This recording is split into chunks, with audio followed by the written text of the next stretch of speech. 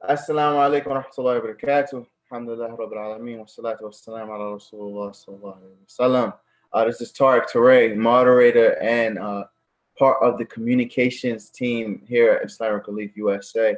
We are more than happy and more than humble to have a forum, which will be the first of many that we'll be having in a series covering structural poverty in America. And we will be looking at it through a lens, through this particular time, of front lines. People who are on the front lines, who've been on the front lines, serving communities that many times we may overlook, we may look past. And that inshallah we'll be able to gain some sort of perspective from them, inshallah. We all know that within the last, I say, 3 to 4 months, we've all been subject to the restrictions placed on us by coronavirus, COVID-19. We've all tried to adjust our lifestyles and everything to what COVID-19 is required from us and what our state officials, our government officials, our city officials have been doing. I also want to make a point that with that, we've had a number of institutions, organizations, and people step up to the plate and completely hit home runs. And when it comes to responding to this emergency that we've all been experiencing, particularly people who were already underserved, who are already suffering under the thumb of poverty. So we want to thank everybody, out there. If you haven't been mentioned for the work that you've been doing, know that you're near and dear to our hearts and that we appreciate you deeply, inshallah. But today, we have two esteemed and honored guests. I'll begin, inshallah, sisters first, with introducing Sister Alia Bilal.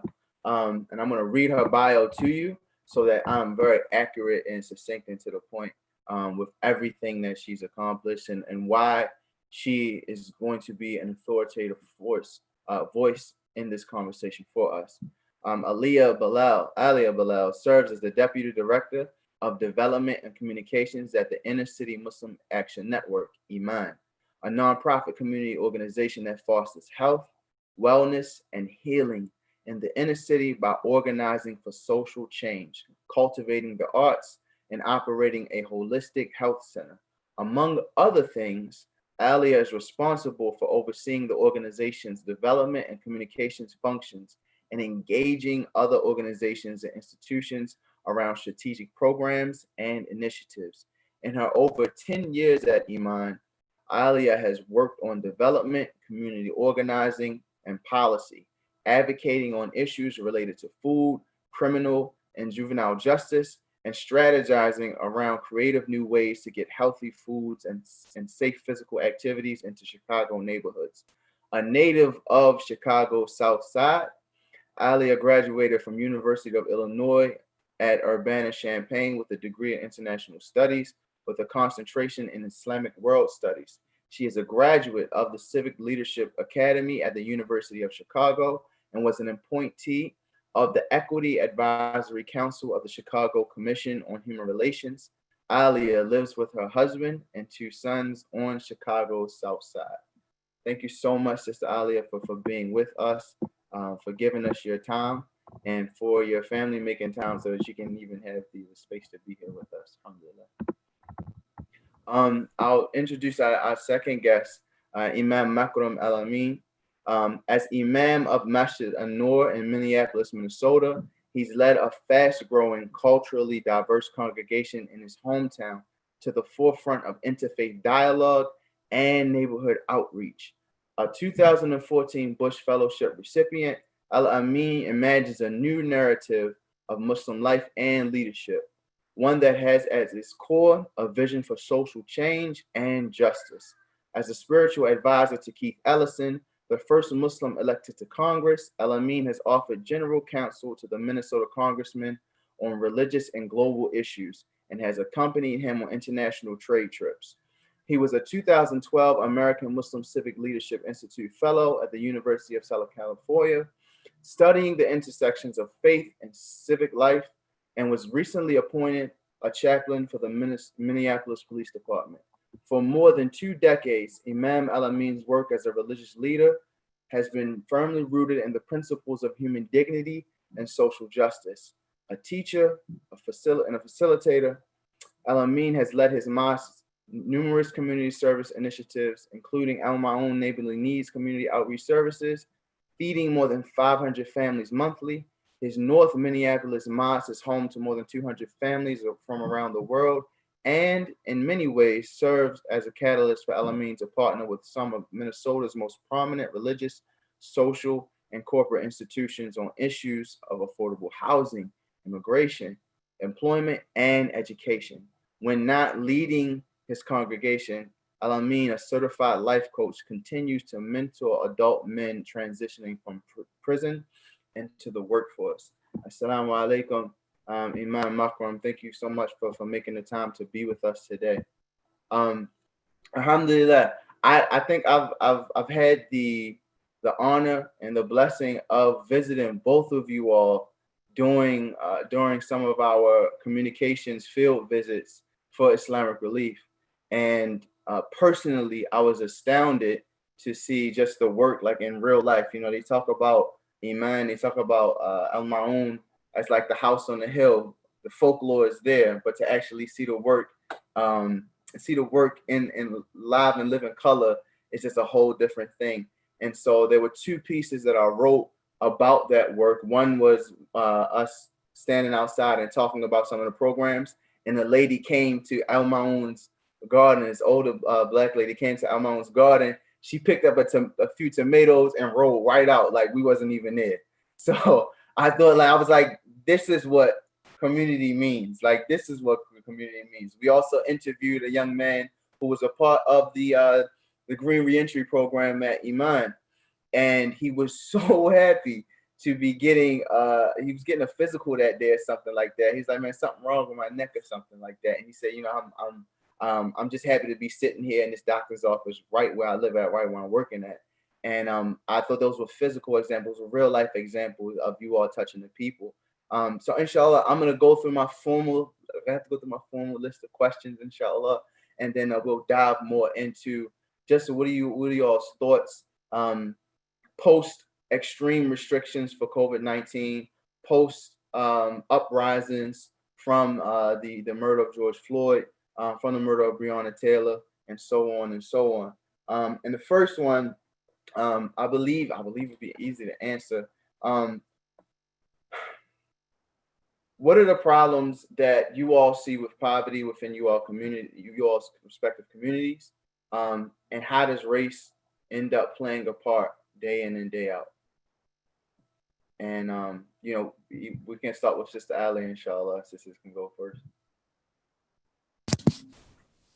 All right. Assalamu alaikum wa rahmatullahi wa barakatuh. Tariq, thank you so much for the beautiful introduction. And thank you, IRUSA, just for inviting me to be a part of this webinar and for hosting this very important series of conversations. I'm honored to be a part of the very first one, especially with my dear brother and someone that I look up to, Imam Makram. So thank you again for hosting this.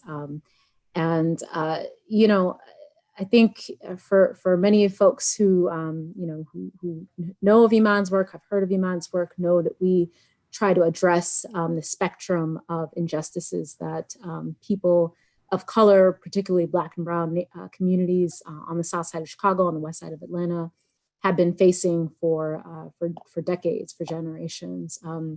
And, you know, those examples are not new. They're not distinct to Chicago at all or to Atlanta at all. They look similar around the country and, you know, throughout metropolitan areas, you know, across this nation. And of course, you know, what's also similar is the ways, you know, are the ways that race tends to color those issues. So poverty is all pervasive, and it seeps into people's lives in pervasive ways, and it makes it so that that people, you know, are stopped at every junction when it comes to where they live, when it comes to how they are educated or not educated, when it comes to where they're able to access goods and services, when it comes to the amenities that are available to them. All of those things, there's nothing new in Chicago or in Atlanta about the ways that people are impacted by poverty.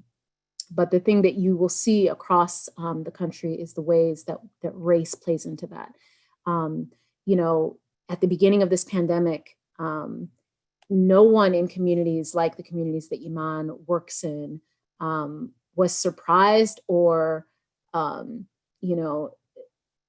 no one was shocked by the numbers that started coming out about particularly Black communities and how this virus was impacting Black communities. We all could have and did, try to sound the alarm weeks before, letting people know that this was going to be absolutely devastating, that not only were our communities going to be most hit and most impacted and the most deaths were going to come out of our community, but that it was going to exacerbate problems that already existed in our neighborhoods, that it was going to increase the level of violence and crime in neighborhoods because of the fallout, the economic fallout, and just the ways that already completely disinvested neighborhoods and neglected neighborhoods were going to become just that much more disinvested in and neglected, and that's what we've seen.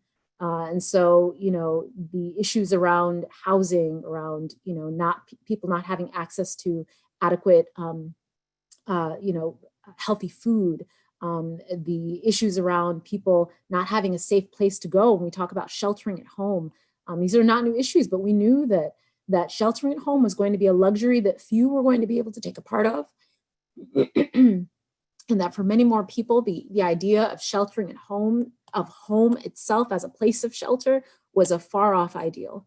And that there were going to be many more instances of domestic abuse, of violence, of just of strife in people's homes where they weren't safe already.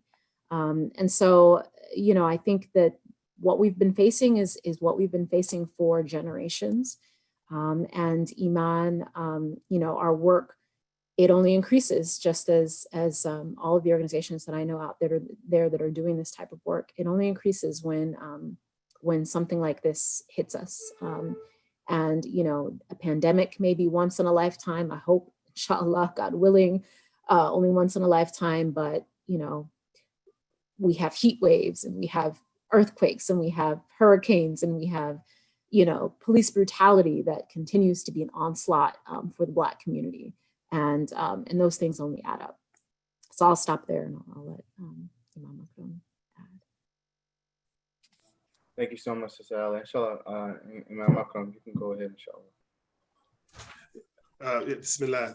First of all, again, thank you to Brother Tariq and Islamic Relief for hosting an important conversation and very timely conversation with all that is happening really in the world today. So I'm grateful to be a part of this, and what I did, Sister Alia from IMAN and all the others. So thank you all for having me. I would concur really with a lot of what our sister has already really shared. I think that we are in a time, we're in a moment in history that is, again, uncovering a lot of these various, disparities that we see within communities of color, between, African-American communities and others. That really just reveals more and more just this issue around, structural racism and how it's just, perpetuates, and it's the living, breathing organism, of this white supremacy, that continues to reinforce itself over and over again. And we see them when anytime there is it's this existential threat, I vis-a-vis, COVID-19 right now, we see, again, the health disparities, the issues of resources being really pulled on. I mean, even here locally, in Minneapolis, we've seen, how how the food ecosystem and the food has really been pulled on, you know what I mean? So the availability and access to those things. I mean, we have a robust feeding program. We feed thousands of families every week. And we're seeing just the shortage of this, the shortage of that has happened. And this is all even prior to the uprising, which further exacerbated already a challenged system that we have here locally on the ground. So, yes, I think, it says when You know, when it said when white America gets a cold, you know, the Black America gets the pneumonia. You know what I mean? So the idea is everything is always amplified and magnified in a way, because this is just how this structural racism shows itself up in a number of disparities. You know, we're talking about unemployment, you're talking about home ownership, education, health disparities, technology, you name it. You can't really look at any of these areas without and I would say if you're really concerned about them, if you really want to know the truth of the fact of the matter, you can't really look at them without also looking at the racial frame of how this actually happens as well, because access or the lack thereof is a product of structural racism in many cases. You know, the digital divide, you know, home ownership, 75% for white families, 25% for Black families. I mean, you know, we don't have any sort of different DNA or different ideas, and it's some, we're not wired any different. We want the same things for our families as other folks too, but the end result, the net result, is that we fall far short of white families in these same areas. You know, so we can go down the line, the whole, you know, prison industrial complex and how we're overpopulated there, and so on and so forth. I mean, these are not really new issues, and I really challenge people. You know, I really challenge people that if you've grown up in America, or if you've come here from somewhere else and you've been here for, you know, any substantial amount of time, you know, you've been educated here, you know, you've ate their food, you've breathed their air, you've experienced it, you know, participated in the various systems, then you view the world through a racial lens. You know, you cannot in good conscience say that you don't. And this is regardless of where you come from or your background or whatever the case may be. This thing is so pervasive that you can't participate in this society, in the levels that we all have, become educated and gain and so on. You cannot do that and not come away looking at things through a racial lens. It's just impossible. It's impossible. In fact, you would be such an outlier that we might even call you, you know, a different life form type scenario, right? But I think that this is something that I think we all need to just accept and really begin to grapple with, that I need to really revisit, you know, even how I'm viewing, you know, the society in which I am. But these times that we're living in right now really bring those to the forefront, you know. So again, I concur with much of what my sister said. I just want to add that to the narrative as well, inshallah. Thank you all so much. Brilliant responses.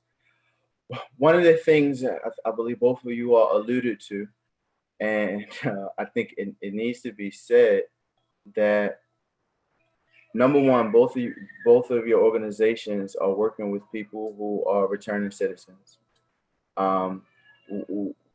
which in many times media, in the conversations around our dining room table, they are treated as the most untouchable of the untouchables, the undesirables. As organizations that have built, you know, as a community response, making sure that these young men and women are nurtured when they come out of the system. What can you speak to about just the dignity that they represent in hard work and overcoming and supporting themselves? Because we a lot of times we speak in terms of playing catch up, but you know, these brothers and sisters, they're trying to stabilize. They're just trying to get stable so they can even put on some shoes to run and catch up.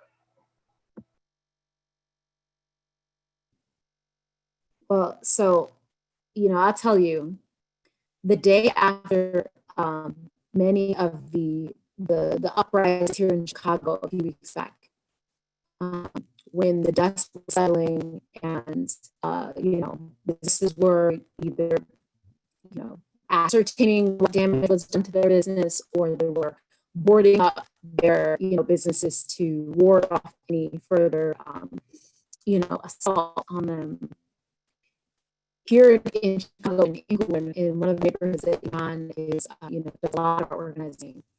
One of the only businesses, one of the only buildings that was still open, and where you heard hammers knocking on wood, not because someone was boarding up the windows, but because they were building something from the ground up.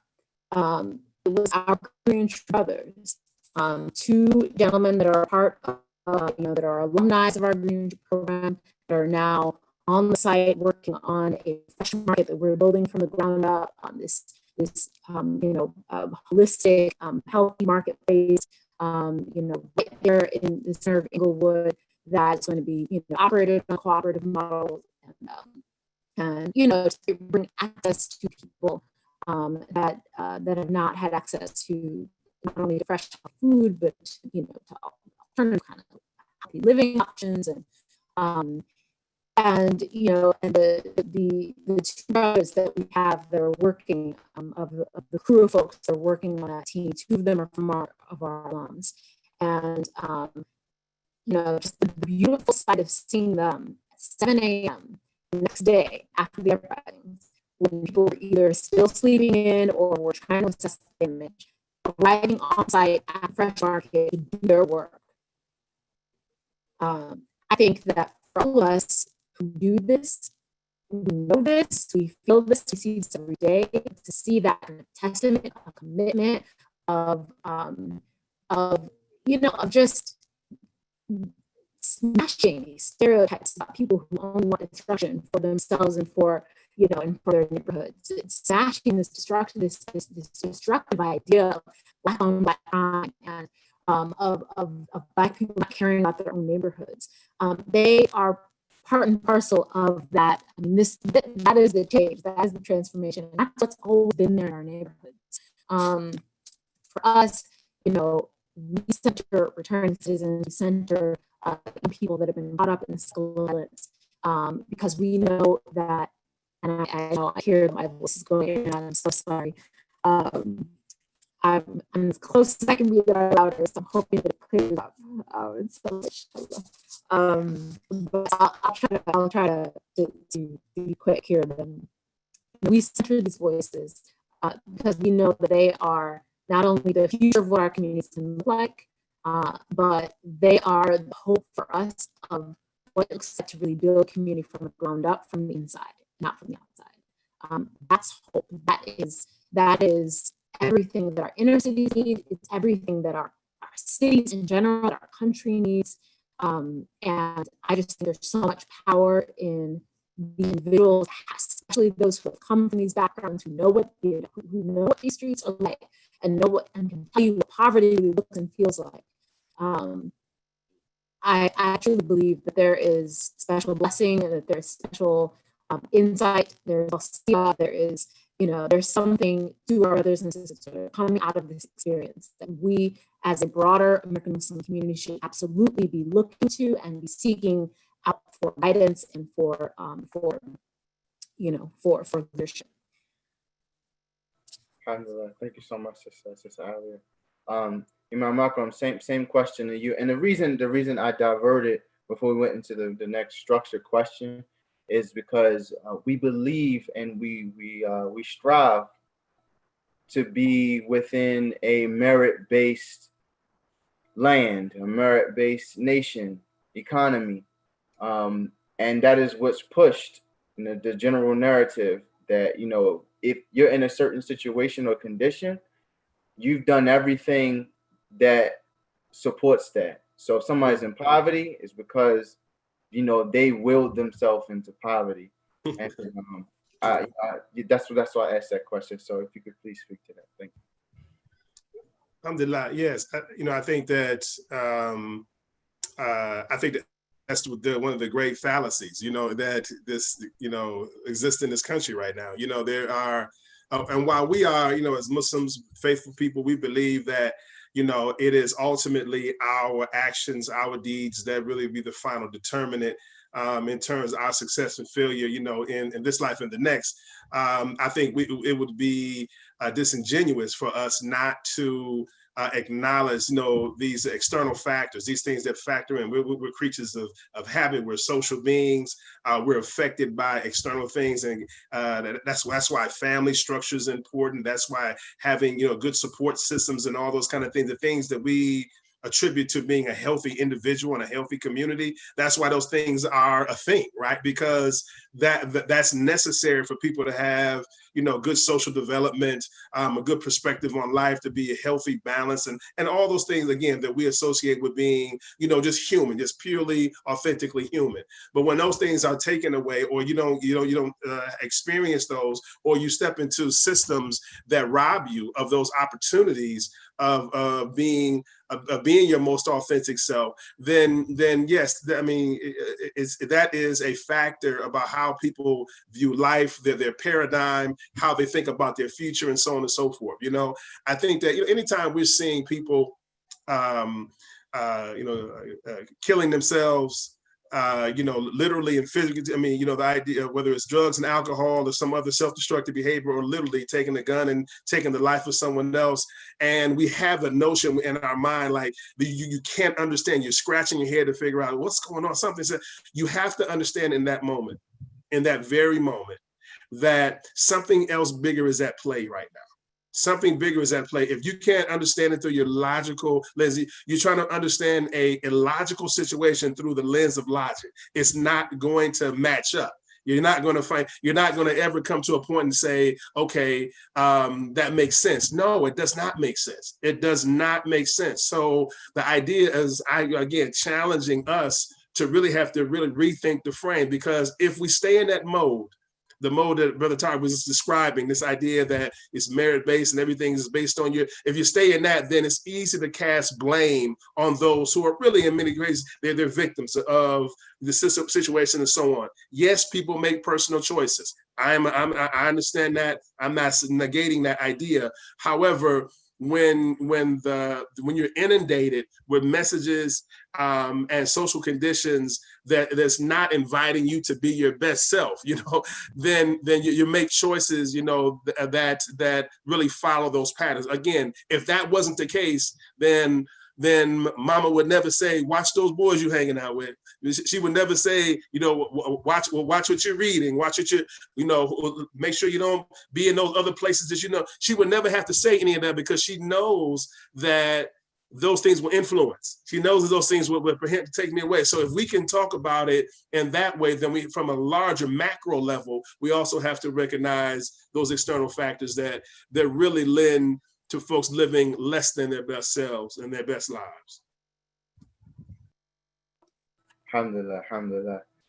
So inshallah, we're going to shift a bit to your respective organizations' work in working, I guess, in the anti-poverty lens. And so, what are some programs and projects that you believe that you all have instituted that have been an effective, groundbreaking, that you feel like has brought the most promise into this, into this sphere?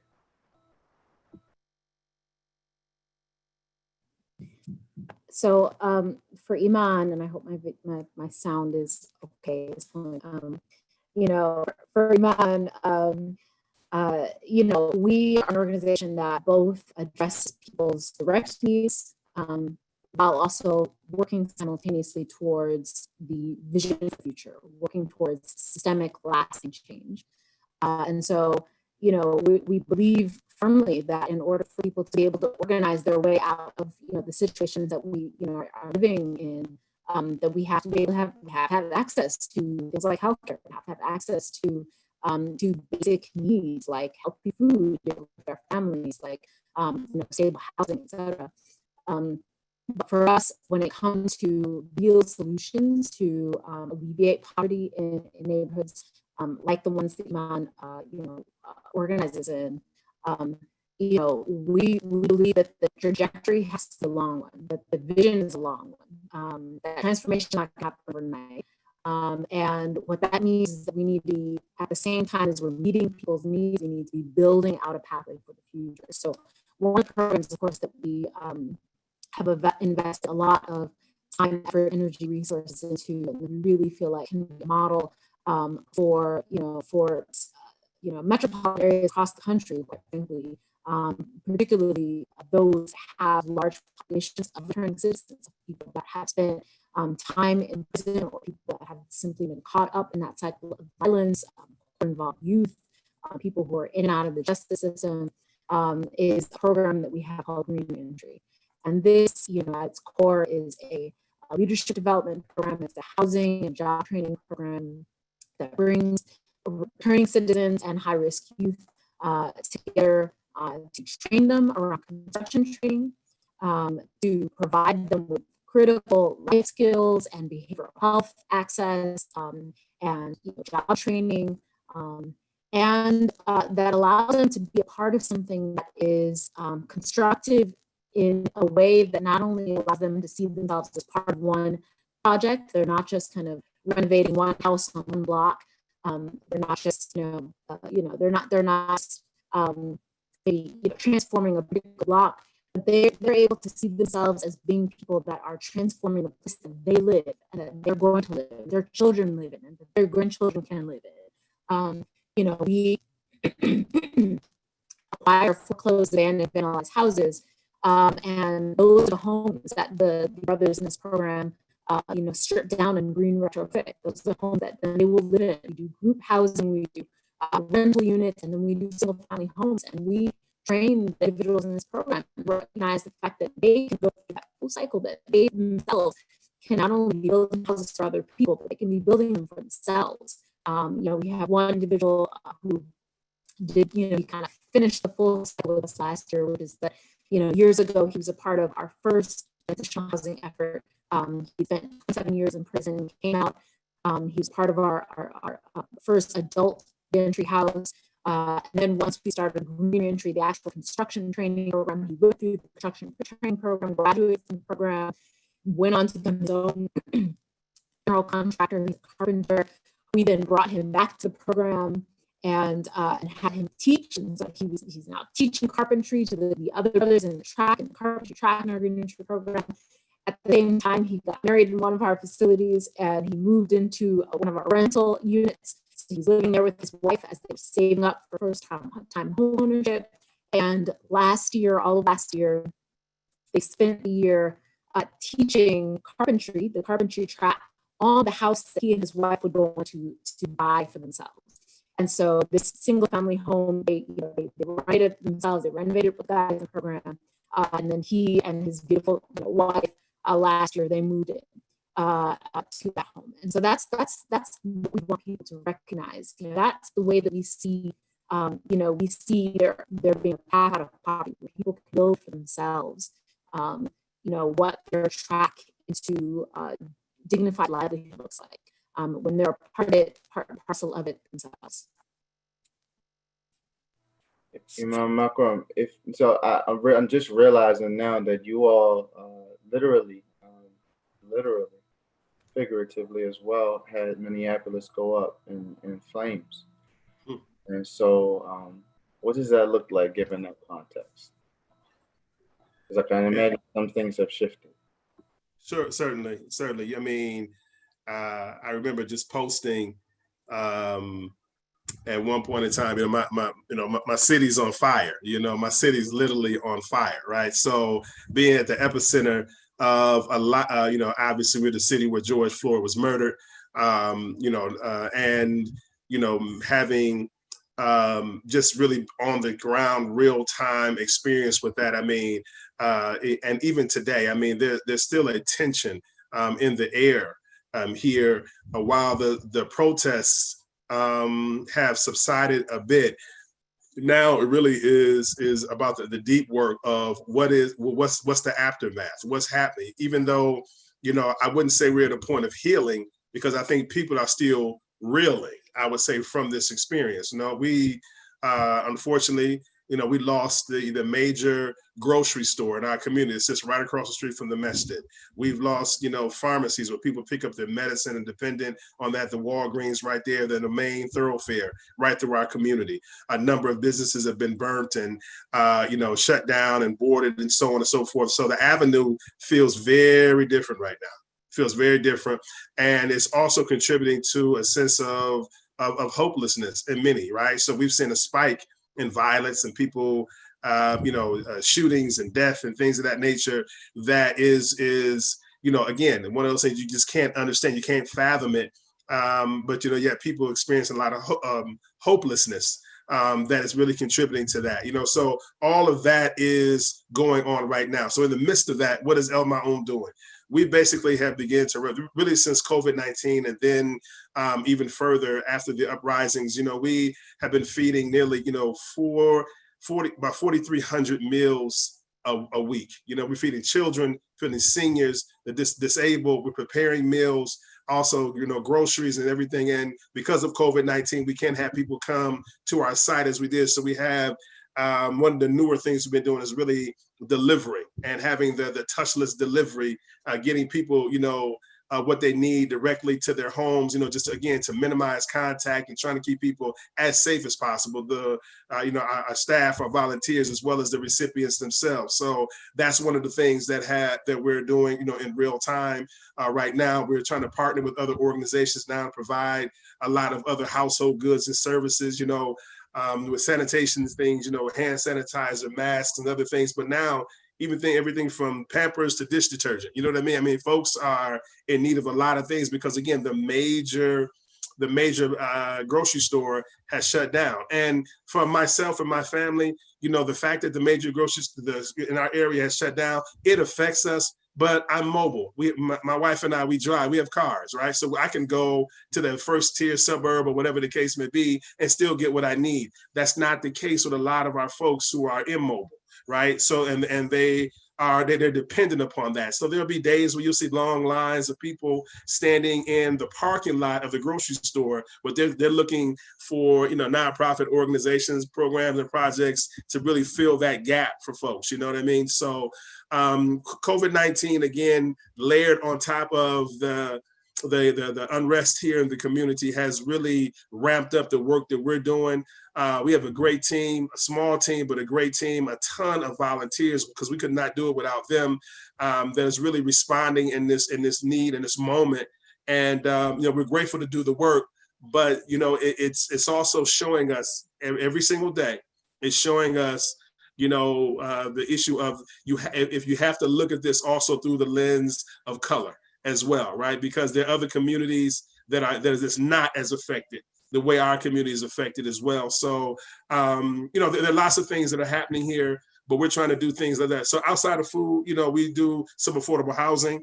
We do some work with mentoring for folks, our returning citizens coming back home. We do some mentoring work as well, and also some employment services, trying to give folks livable wage jobs. The last thing I'll say is, that's really why we look up to IMAN so much, the area of organizing and really becoming advocates. That's really the next level for us. And we've been able to even strike more of a strategic partnership with them. In fact, I'll be there in the next couple of days working with some of the team there, around issues of organizing, and et cetera, so that we can take the direct services that we do really to the next level, and we're excited about that. But it's where we need to go. We need to start asking those critical questions.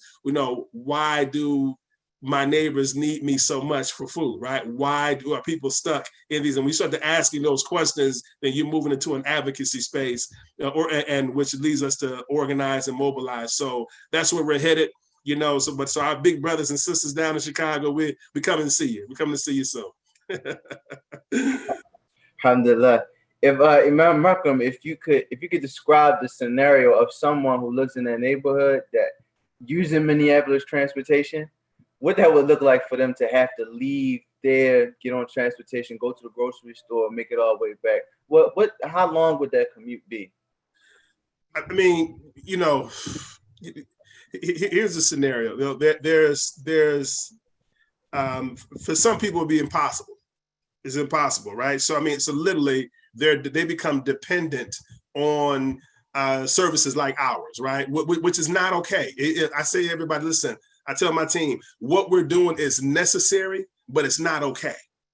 It's necessary, but it's not okay. So let's not misconstrue what's going on here. We're doing something that's very necessary, but it's not okay in the grander scheme of things, right? So the idea of people not being able to get and leverage and access, fresh, groceries like they normally would to get their needs met. That's not a good thing. And it's, again, for some, it's virtually impossible. There are others where things actually need to be brought into the community, right? I was pleased by that the grocery store began to have a bus. They have a bus that will take them to other locations now every now and again. But again, it's few and far between. It's not meeting the needs as though they were wide open, as well. And so we're hopeful that, they will come back. But from what we're hearing, and what they're saying, I would say, is that this will be the case until at least the 1st of 2021, right? So we're going to be 6 months without a major grocery store in our community. And we're really just looking to measure what do we need to do to be responsive to this, because when the resources are not readily available, you're going to see a spike in some of the social things that are going to happen. Crime and safety, and those things are going to continue to get out of control. And so we're trying to brace for that while responding in this moment. So it's a tough situation, but that is what it is at this moment. Yeah. Alhamdulillah. So last question, inshallah. If you want to ask a question in the Q&A box for those of you all who are in the actual webinar, please go ahead. Inshallah. The last question that I want to ask you all within this framework is, what can you say would be a healthy response from the Muslim community at large that are interested, that are energized, given the latest injustices we've seen, given the crisis that we've experienced with COVID-19, and just a general empathy that they may be feeling, that they want to really get involved, and how can they even begin to start that ball down the hill? Inshallah, if we can start with you, Sister Alia, that would be good. All right, we're gonna try this again. I know. Perfect. Bismillah. So I would say that there are 3 things, honestly, that we have been recommending for our folks, particularly in the American Muslim community, but really anyone, outside of the kind of the Black community who wants to see themselves a part of this and wants to understand how they can contribute to dismantling some of these systems. We like to come up with fun, alliterative ways to help people remember things. And so, the first of those 3 is that we ask people to recognize and to repent. And this, generally speaking, speaks to the idea that that first and foremost, we need to recognize the ways that we are, if not complicit, we are implicit in all of the structures that exist that continue to oppress and to feed off of the repression of Black communities in this country. We're all a part of it, as has been said. You cannot be a part of this country in any way, shape, or form. You can't be a part of the economy. You can't, be, a student at any of these institutions. You can't live in this country and not be a part of it. And so the first, thing that all of us need to do is recognize the ways that we're a part of it, recognize the things that we do, the actions that we take, the actions that we don't take, that contribute to this oppression, and to really reflect on that, to really repent on that. I mean, as Muslims, we know that Allah does not change, the condition of the people until they change with that which is within themselves. And for us, that should really mean something, that all of this work that we're doing, all of this organizing, this mobilizing, this protesting, that as a Muslim community, there is some deep introspection that we have to do in order for us to be able to be a part of the change that is going to happen, inshallah. We have to recognize the ways that we're a part of this, and we have to repent both, spiritually. We have to ask for God to change us. We have to ask for God to forgive us for what we know and what we don't know. And we have to do that socially. We have to do that politically. We have to do that, we have to recognize the ways that things like, I know that prior to a few years ago, voting in something like a primary election was, there was nobody doing that, right? There are very few people that were doing that. That is a life and death matter for Black communities, often, because it's often folks at the municipal level, at the local levels that are impacting, whether people go to jail or stay out of jail or are given, restorative justice measures, whether people are, have access to the things they need to live a real life or not. Vote in those elections and do your work, educate yourself on who is running. Those are things that you absolutely can do. Those are ways that we can make our systems start to recognize and to repair the damage that has been done. So that's the first thing. The second thing is this idea of centering and celebrating, and it's just the idea around making sure that the voices of Black people in our institutions, in our congregations, in our communities are centered and are celebrated. It is very seldom, and I will say this and be point blank about it, very seldom to see a panel like this that is made up of all three of us are Black. It's just very, very seldom.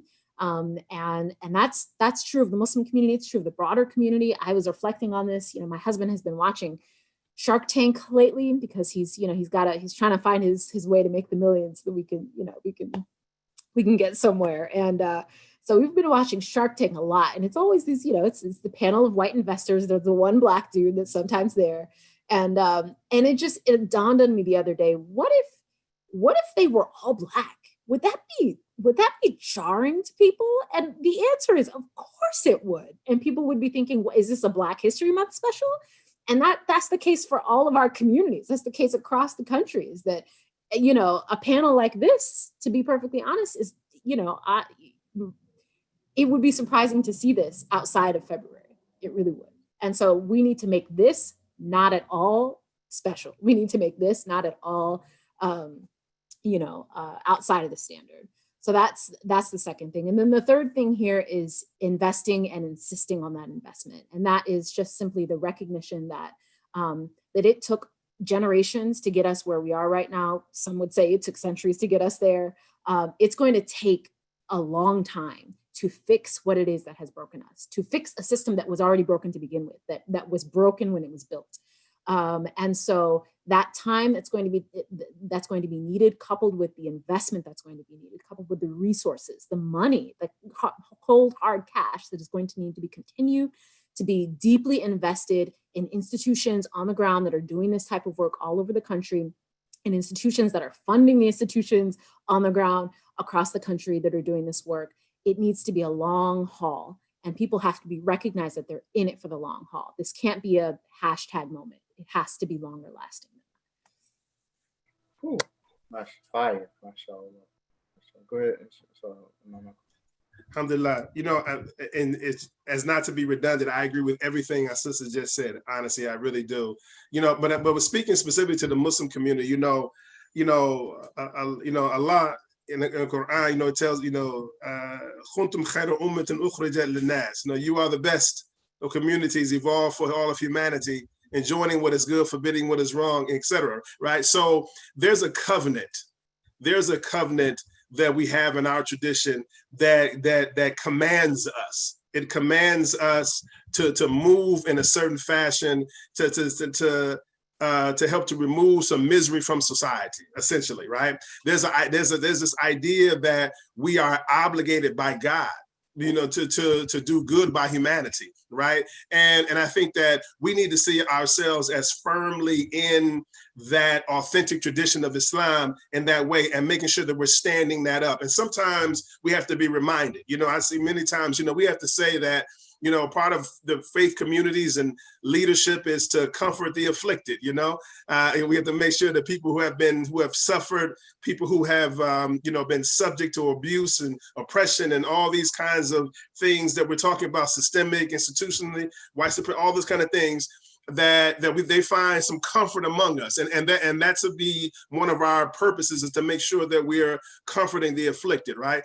But on the flip side of that coin, we also must be those who afflict the comfortable, right? So the idea of those who are in a space to where they become comfortable or kind of lulled to sleep, perhaps they They don't feel the brunt of systemic racism, and therefore they kind of, they're measuring their success based on the quote unquote American dream that was always a fallacy. It was always meant for some, but not for all. There's always been at least two Americas, at least two. Now there are probably more, right?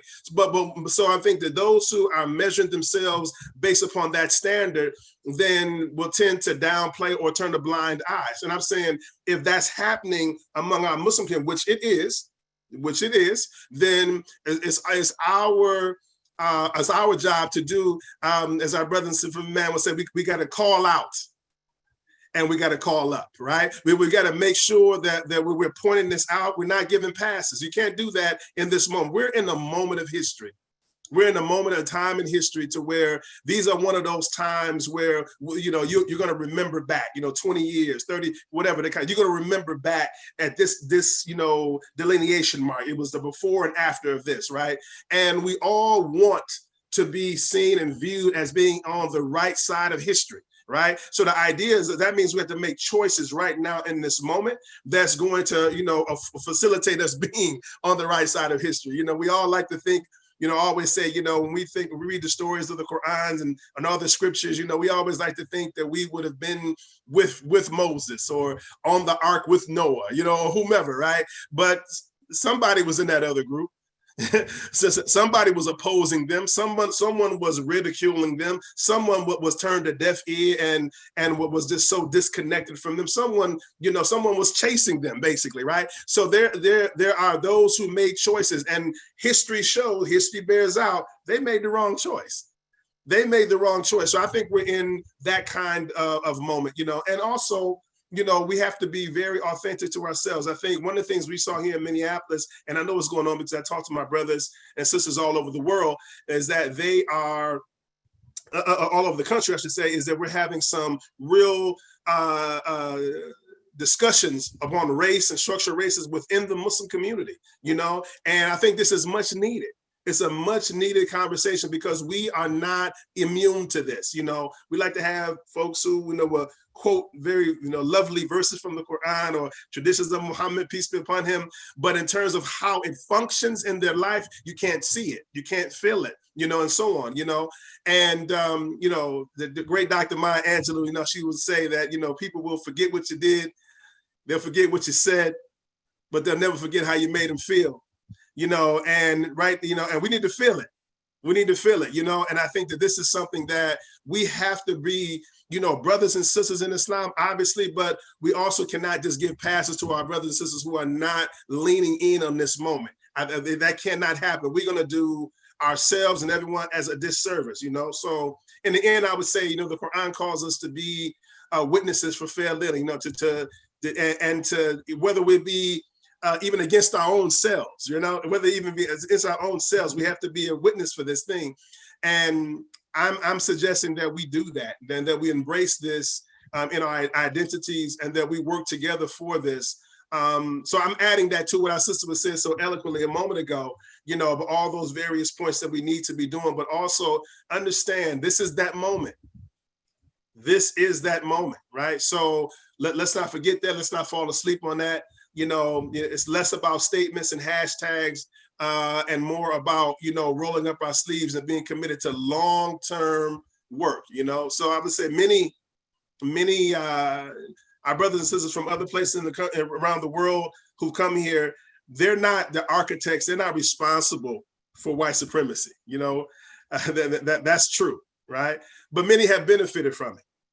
That's also true, right? So the idea is to say that we got to find where you are in this scope, just have a real introspective moment, and then whatever level of privilege you might have, whether it's education, whether it's, it's wealth, whether it's influence and so on, you need to leverage that and lean into this issue. I think it's very important for us in this moment to do so. So we should be obligated to God and feel ourselves to be obligated to God in this moment. Alhamdulillah, mashallah, mashallah. So one thing, for those of you who are tuned in, you can do one small thing for me. Drop what cities and states, even countries that you're tuning in from, inshallah, just to give us a gauge of where everybody's coming from. The next thing is we have a question on the side that's a bit pointed for you, Imam Makram, and then I guess there's a larger conversation with it. We got about like 5-6 minutes left. So they want to know. They want to know. I don't know if you want to disclose this information. You don't want to get people running outside the door to the grocery store. But they said that there's a temporary store that may be opening at the end of the month on the current site there.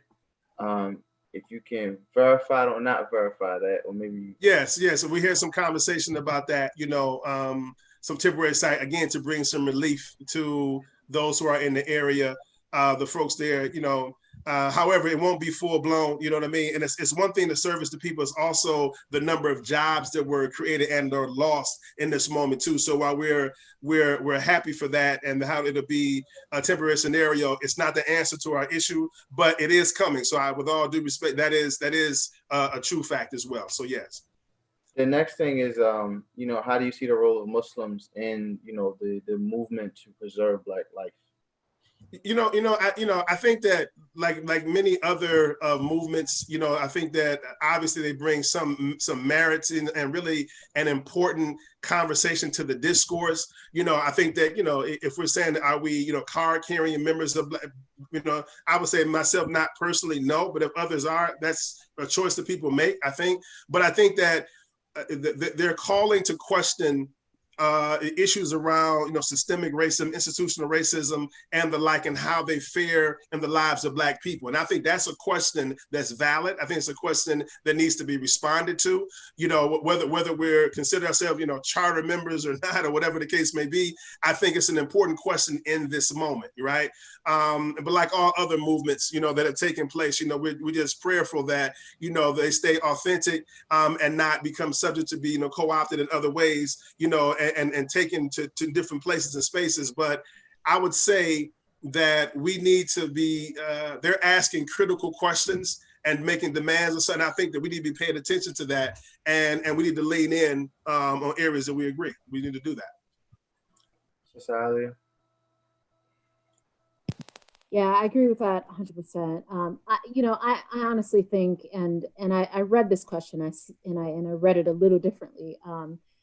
And I've been hearing this question and hearing this sentiment from the broader American Muslim community as well. Is, how do we ally ourselves with Black Lives Matter as an organization, as a movement? I would bet that the majority of people in this country that are using the hashtag, that are that are proclaiming the Black Lives Matter, they have no idea it's an organization. They have they don't really know that they're claiming commitment to a cause, to an ideal, and that I think that is the important thing. I think that there are a lot of organizations across the country that are doing this kind of work, that are working for Black lives, that are working to, to liberate people, to dismantle these systems, and I think that there's sometimes a tendency to speak truthfully to it. I think there's sometimes a tendency for people, particularly in the Muslim community, to try to kind of to pull at strings, to okay, well, I agree with that, but I don't agree with this. So does that throw do we throw the whole baby out with the bathwater? And I just think that we're so far from that we need to be aligning ourselves with people that believe in justice for people, that believe in humanity for people. And the way that we do that, that can take many different shapes and forms. We can do that with many different organizations, with many different, parts of the movement. But I would say find a part of the movement and be a part of it. And if it's not one particular organization, then don't ally yourself with that one particular organization. Find another one. Maa'uun, IMAN, there Islah LA. There are organizations out there that run there are organizations out there that that you can find that will align with your values. And that is what I would say to anyone who's kind of looking to be a part of this, but not sure where they fit in the broader movement. You fit. There is a place that you fit. Find that place. Thank you all so much for joining us, for taking the time. Inshallah, hopefully we'll be able to visit you all soon. Maybe after everything is a little bit calmed down with COVID-19. I guess one of the things that I believe should be said is that you all are not working in some sort of abstract wheelhouse. This is a legacy of service that many African American Black Muslims have been working within for a long time. These systems are not new. These points of entry and making sure the community is taken care of and taking care of itself have already been laid by our foremothers and forefathers, and that you all are just trying to carry the water to the next station. And we thank you all deeply. We thank you all deeply for that, and we pray that it is recognized and is honored and is elevated to the point where, as like you said, Sister Alia, that these sort of forums and these sort of conversations are just normal. Just normal people talking about solving the issues in society. If you have any last words, last recommendations, inshallah, you can go ahead and unmute yourself. If not, then inshallah, this will be like the close of our program. We will be having more, inshallah, in the future, because we want to continue to have this conversation. I think it's a great education point for a lot of our folks who are tuned in, and a lot of people who have deep compassion for some of these issues. I just would close by saying thank you so much, Brother Tariq, and thank you to IRA USA for having this program, for allowing this platform to talk about these really, really important issues. And thank you for the partnership. It's meaningful, and this will do what we needed to do, inshallah, in our country. I would concur. I think, again, thank you, IRA USA, for your leadership in this space. I think it's extremely important in this moment, to have these critical conversations. So again, I'm grateful for that. Also, and again, grateful for your partnership and some of the work that we're doing on the ground here, as well as, with our work with IMAN as well. I mean, we're kindred spirits in this moment, and working for justice and to help those who have suffered at the hands of the system in many respects. So I'm just happy to be in partnership and comrade in arms. And so thank you, and I appreciate the support. We have 4 action items. 1 is reflection and community. 2 is making sure that we use the mechanisms that are set in place regarding advocacy, voting, your voice. The 3rd thing was celebrate and standardize having these Black Muslim voices. And the last thing is investment. So if you all can say where somebody can go and donate to the work that you're doing, please, quickly. And then we're going to tap out, inshallah. You can donate at imancentral.org. Okay. And likewise, at El Maa'uun, ALMAAUUN.org for support. Thank you. Thank you all so much for joining us. We pray that this was beneficial for you all. And we look forward to getting with you all. I believe next week we're going to confirm through the email. Bismillah ar-Rahman ar-Rahim wal asr inna al-insana lafi khusr illa alladhina amanu wa amilu salihati wa tawasaw bil haqqi wa tawasaw bis sabr. Assalamu alaikum.